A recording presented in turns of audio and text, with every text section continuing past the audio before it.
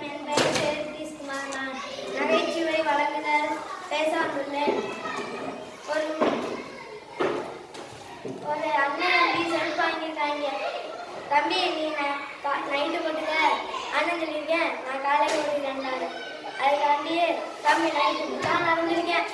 போட்டு நடந்தது அண்ணன் காலையில் வந்து சொல்லியிருக்கேன், அண்ணன் எனக்கு காலை வலிக்குதுண்ணே. ஏன்டா? அண்ணே நான் நைட்டு ஃபுல்லாக நடந்துக்கிட்டே தெரிஞ்சுனேன், அதனால தானே எனக்கு கால் வலிக்குது. போடா போடா. அப்புறம் சாரு ஹோம்ஒர்க் கொடுத்தா நம்ம அன்னைக்கு ஆட்டோ போட்டு இருந்துட்டு அடுத்த நாள் வந்துட்டு ஹோம்ஒர்க் எங்கடான்னு கேட்கல.